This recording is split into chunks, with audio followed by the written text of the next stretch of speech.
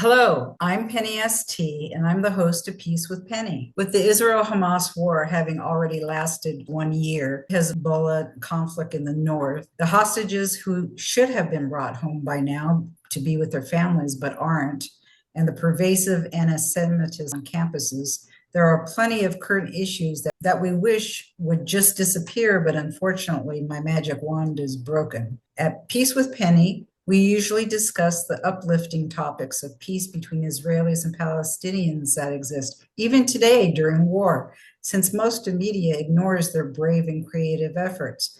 However, we can't overlook what is happening throughout the world. Let's say we are reporting on this because it's too important not to. Why not join us? Antisemitism is like an evil virus spreading faster than COVID. Unlike COVID, it's nothing new and has been the scourge against the Jewish people for centuries. However, today it is so rampant that in the world it's being normalized. The uptick in anti-Semitism is scary and unconscionable.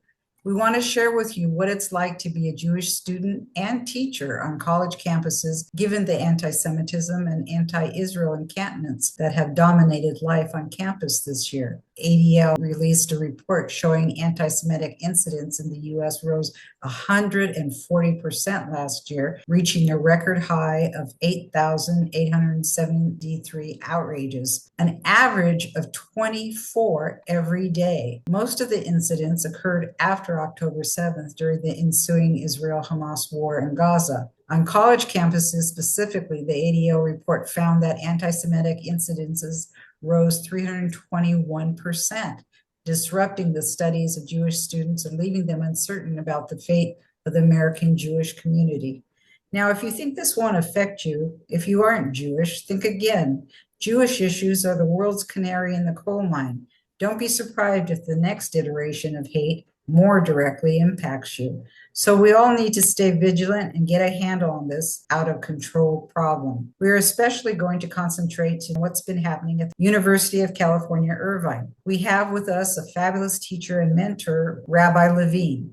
Rabbi Daniel has taught at UCI for 4 years. We'll talk about his experiences on campus and the disappointment for both he and his students when he found out that his contract at UCI was not being renewed. His students were outraged and called his class on Jewish texts one of the most intellectually stimulating courses we have taken at UCI. Given the student support, it certainly made me wonder what was going on. 75 students penned an open letter objecting to UC Irvine's decision. We'll get into more of the details of what happened. Thankfully, Rabbi Daniel will still be teaching at UCI, however, no longer in the history department. Since this is the new quarter, I wanted to get a feel for how the fall is going with regard to anti-Semitism on campus. Rabbi Daniel also is celebrating his 8th year with OC Hillel and his mission to help students discover the relevance, beauty, and value within Judaism, Jewish identity in Israel. On a Friday night, you will find him and his wife in their apartment full of students. But you may be asking yourself, why did I, a Jewish American living safely thousands of miles away from Israel, get involved with working on peace? I'll tell you.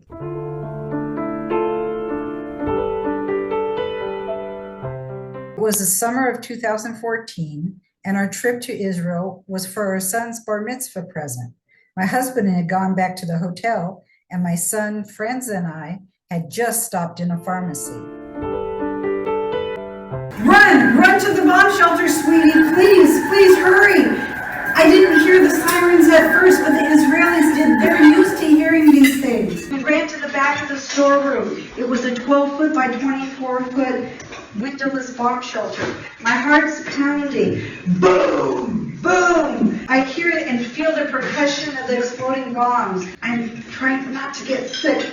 I look at my 13-year-old son and I think I'll never forgive myself if something happens to him. It's an excerpt from a speech I gave to the Orange County Jewish Bar Association. It was the first, but not the last time we had to run to a bomb shelter. Our adventure and my transformation is also the subject of my book, Blasted from Complacency, a journey from terror to transformation in Israel. The impact of the war made me want to work on peace of all types, and especially between Israelis and Palestinians. I know that the parents on both sides want their children to play safely in their backyards. The greatest disservice the media has done is to convince the world that there never will be peace in the Middle East. Yet there are pockets of peace even today during war. At Peace with Penny, we have a packed library of interviews of peace organizations whose members are often both Israeli and Palestinian who work together on peace, some for decades. The ways of working on peace are varied and include science, medicine,